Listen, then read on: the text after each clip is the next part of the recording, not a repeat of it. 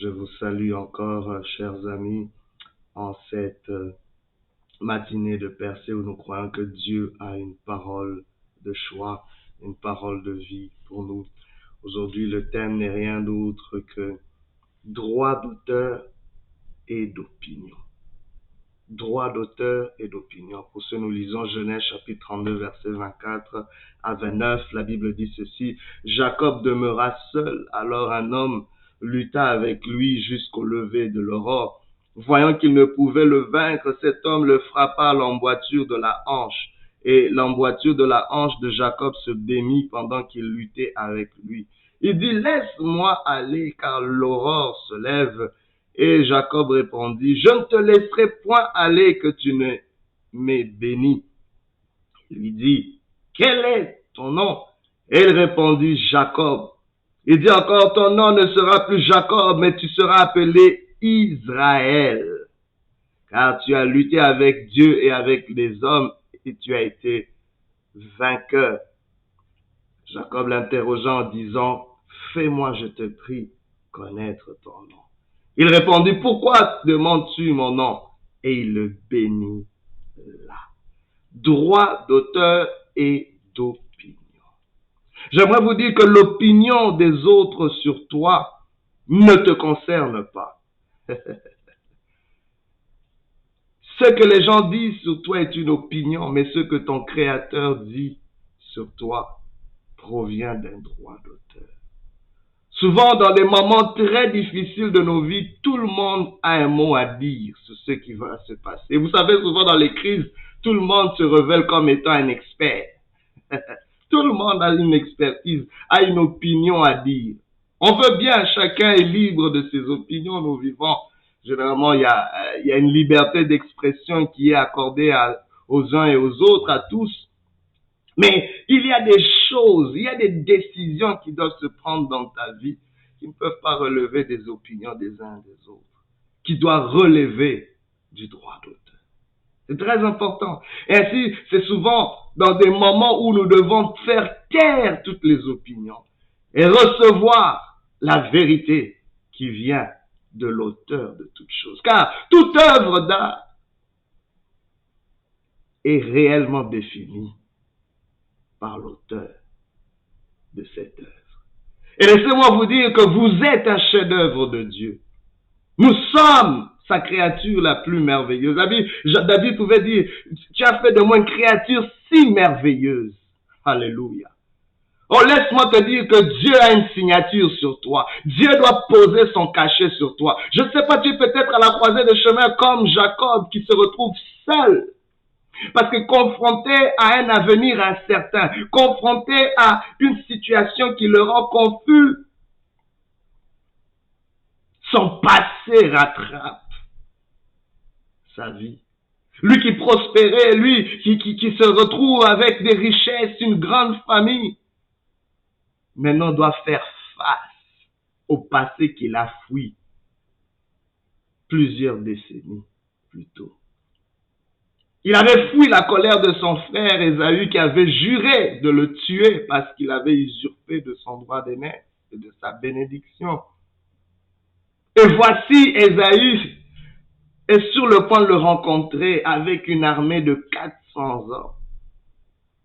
Jacob ne connaît pas les intentions d'Ésaü, mais il anticipe cela parce que, oh, je ne sais pas, que fais-tu quand les erreurs de ton passé viennent devant ta face? Quand ces choses que tu as voulu enfouir, que tu as voulu cacher, que tu as enfouies dans ta vie, te rattrapent. Quand les opinions des autres te rappellent tes faiblesses, quand les opinions des autres te rappellent tes échecs, te rappellent, oh my God. Et parfois dans nos relations, il y a des gens qui sont experts à nous rappeler les choses qui ne marchent pas en nous. Vous savez, nous sommes tous dysfonctionnels à un certain niveau, mais on cache nos handicaps pour trouver ne fût-ce qu'un petit sens de fonctionnalité. C'est pas parce que tout ne fonctionne pas dans ta vie que tu ne peux pas fonctionner. Donc les opinions des autres ne peuvent pas en réalité t'arrêter, mais il existe un droit d'auteur. Certes, les autres ont droit à leurs opinions, mais qu'en est-il du droit d'auteur? Qu'en est-il de la parole de notre Créateur? Qu'en est-il de celui qui décide de nos vies? Jacob se retrouve seul parce que c'est dans la solitude que Dieu parle à nos cœurs. C'est parfois dans cette solitude que Dieu peut raffiner, peut nous dire qu'est-ce qui est vraiment vrai. C'est là qu'on peut faire le nettoyage entre toutes les voix qui nous parlent, les opinions et le droit d'auteur. Qui est l'auteur de ta vie? Qui a le droit, oh my God, qui a le pouvoir? Quelle est la voix qui a le plus de poids dans ta vie? Laisse-moi te dire que tu es protégé par un droit d'auteur. La vie de Jacob était protégée par celui qui l'avait appelé, par celui qui avait dit que je te bénirai, par celui qui s'était révélé à lui à Bethel avec le ciel ouvert où les anges montaient et descendaient, et Dieu avait juré que la bénédiction de ton grand-père Abraham, celle qui a été relayée à ton père Isaac, deviendra la tienne, sera sur toi. My God, mais que fais-tu quand l'appel de ta vie, ta destinée, lutte avec un parcours qui n'est pas si parfait? Et c'est l'histoire de tous les hommes. On se retrouve en Jacob. Jacob doit réaliser que sa vie est protégée par un droit d'auteur. Un droit d'auteur, c'est quoi? C'est réellement le droit exclusif de produire, de reproduire, de publier ou d'exécuter une œuvre originale de nature littéraire, artistique, dramatique ou musicale. Lorsqu'une autre personne veut copier ou utiliser l'œuvre, elle doit généralement demander une permission et même verser un montant. J'aimerais te dire, avant qu'on abuse de ta vie, il y a un droit d'auteur qui protège ta vie. Tu dois savoir cela, n'importe qui ne peut pas toucher, n'importe quelle opinion ne doit pas toucher à ta vie, ce qui est sacré en toi, c'est-à-dire ton identité. Parce que devant chaque situation, il y a une identité qui doit se manifester pour nous faire triompher de la situation. Beaucoup prient, mais très peu manifestent l'identité qui doit aller en harmonie avec leur prière pour amener une victoire. Et la prière de Jacob, c'était « Seigneur, délivre-moi d'Ésaü parce que je crains qu'il puisse me tuer et tuer toute ma famille. » C'était sa prière. Mais il réalise, Jacob a fait toutes sortes d'arrangements comme il avait toujours l'habitude de faire, mais il a l'impression que c'est pas assez, il doit se retrouver seul. Et pendant qu'il se retrouve seul, un homme vient lutter avec lui. Mais je pense que cette lutte qui se passait là, c'était le reflet d'une lutte intérieure au-dedans de lui, où il était certes béni, mais quelque part, il réalisait que son caractère n'était pas en harmonie avec la bénédiction qu'il prétendait, la bénédiction qu'il voulait avoir. Il est temps que la vérité sur ta vie, que ces luttes intérieures cessent. Je sais pas, tu vis peut-être une tragédie, mais cela vient exposer les luttes qui sont au-dedans de toi. Il y a des opinions qui te disent que tu n'as pas le droit d'être béni. Mais quelque part, il y a des aspirations dedans de toi qui disent, je dois être béni, je mérite le meilleur. Mais à qui vas-tu croire? Au droit d'auteur ou au droit d'opinion? Tel est le conflit que nous avons souvent.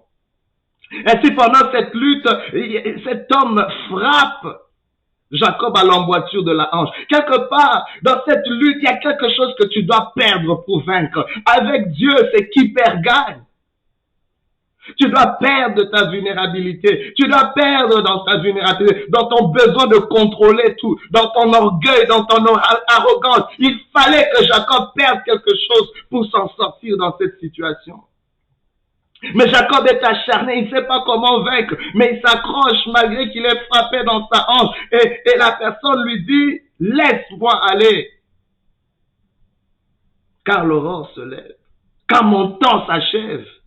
Car si la raison pour laquelle je suis venu n'est pas encore accomplie, je dois partir, tu dois me laisser partir. Et Jacob dit, je ne te laisse pas jusqu'à ce que tu m'aies béni. Il révèle son aspiration la plus profonde. Je veux être béni. À un moment, je dis, mais on pensait que tu étais déjà béni. Non. Je veux une paix. Je veux cette bénédiction qui enrichit, qui ne se fait suivre d'aucun chagrin. Car il y a une bénédiction en moi, mais qui est, oh my God, il y a des gens, peut-être que tu es dans une relation, mais tu sais comment tu as obtenu cette relation amoureuse. Tu as peut-être des richesses, mais tu sais pas comment tu es passé pour avoir ces richesses. À un moment, ça charge ta conscience. Aujourd'hui, l'Éternel veut te libérer. te libérer de tous les moyens. Vous savez, parfois, les gens vont dire la fin justifie les moyens, mais à la fin, ces moyens qui ne sont pas approuvés de Dieu vont avoir le dessus sur vous, vont venir justement dénaturer cette fin, cette bénédiction que vous avez, entre guillemets, acquis. La personne lui dit, quel est ton nom? C'est ça la véritable question. Quel est ton nom? Et as-tu l'identité qui est adéquate à ta requête? As-tu l'identité qui va en harmonie avec tes prières?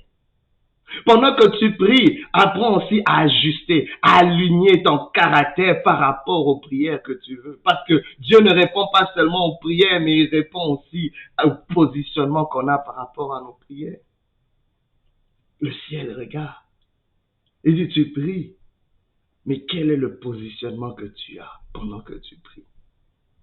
Et Jacob va dire une chose, il va dire, mon nom est Jacob, mon nom est escroc, mon nom est usurpateur, mon nom est celui qui aime des chemins tordus.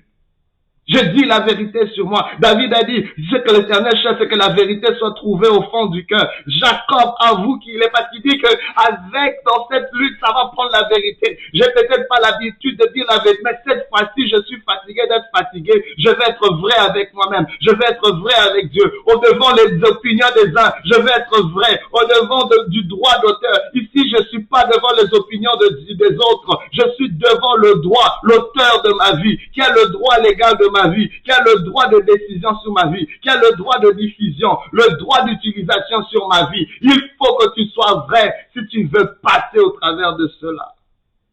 Droit d'auteur et droit d'opinion. Qu'est-ce que tu choisis de suivre? Mais regardez la réponse de la personne. Il dit, ton nom ne sera plus Jacob, mais tu seras appelé Israël, car tu as lutté avec Dieu et avec des hommes et tu as été vainqueur. Comment pouvons-nous vaincre Dieu? La Bible nous dit, nul ne peut vaincre Dieu. La seule façon de vaincre Dieu, c'est si tu perds quelque chose. La seule façon de vaincre Dieu, c'est si tu perds ton arrogance, c'est si tu perds ton orgueil. C'est la seule façon de vaincre Dieu, c'est de s'humilier à Dieu, c'est de se soumettre à sa volonté. Et Jacob s'était soumis. C'est comme ça qu'il a pu vaincre. Mais regardez, ce que cela nous révèle, c'est qu'est-ce qui se passe si tu as eu tort de qui tu es en ce qui concerne ta personne, de ton identité. Il avait toujours cru qu'il était un escroc, mais voici, il reçoit la révélation qu'il est en réalité un prince. J'aimerais parler à quelqu'un. Les opinions des autres t'ont catalogué, t'ont étiqueté quelque part, t'ont mis dans une catégorie, t'ont mis dans une boîte. Aujourd'hui, tu as tellement été loyal aux opinions des autres. Vous savez, quand on vous appelle, vous avez l'obligation de répondre à cet appel. Quand je passe sur la route et quelqu'un dit Moussa, je dois réagir, je dois répondre à cet appel. Et ainsi parfois, regardez, le nom est une caractéristique. Quand on dit escroc, tu sens le besoin de manifester l'escroquerie. Je ne sais pas quel est le nom qu'on t'a donné. Peut-être ce nom est collé à la peau à cause d'une circonstance, à cause d'une situation. On avait donné ce nom à Jacob parce qu'il était né avec sa main sur le talon de son frère. Et ce nom l'a poursuivi dans ses façons de faire. Il dit, c'est comme ça qu'on m'appelle. L'opinion du public m'a donné ce nom. J'aimerais dire à quelqu'un qui est peut-être jugé par l'opinion publique, laisse-moi te dire, l'opinion publique n'a pas le dernier mot sur ta vie. C'est l'auteur de ta vie qui a le dernier mot sur ta vie. Oh, il faut maintenant faire taire toutes ces voix et recevoir la vérité, bien-aimé. Et parfois, et souvent au-delà de la réalité que tu vis. Je ne suis pas en train de nier la réalité, elle est là, elle est en face de Jacob. Mais qu'en est-il de cette vérité qui vient de l'auteur de sa vie? Et Jacob doit faire ce choix. Jacob doit accepter. C'est vrai qu'il y a un grand décalage entre un escroc et un prince, mais il doit accepter cela. Il doit faire la paix avec cela. Il doit défaire toutes ses opinions et recevoir la vérité qui vient de l'auteur de sa vie, de son créateur. Mais il devait rester seul. Il devait passer cette lutte. Vous savez, souvent, dans beaucoup de produits, on va vous écrire meilleur avant, à consommer avant, meilleur avant telle date, meilleur avant telle période. Jacob, sa vie devait s'améliorer, mais avant il devait passer par cet événement, par cette lutte, par cette solitude. Je ne sais pas ce que tu vis en ce moment, mais le Seigneur est en train de t'interpeller, de t'appeler aujourd'hui. Il y a un droit d'auteur sur ta vie. Reviens à l'auteur de ta vie. Toi-même, tu n'es pas l'auteur de ta vie. Qui es-tu pour achever ta vie? Qui es-tu pour publier, diffuser ta vie comme tu le veux? Il y a une permission que tu dois avoir. Oh, j'aimerais dire que le Dieu des œuvres achevées, que le droit d'auteur de ta vie puisse imposer sa signature, son cachet, son droit de veto sur ta vie. Le droit d'auteur est un droit exclusif. Que Dieu décide sur ta vie, au-delà de toutes les opinions. Que Dieu te bénisse et qu'il te fasse du bien. Aujourd'hui, si tu entends sa voix, n'endurcis pas ton cœur.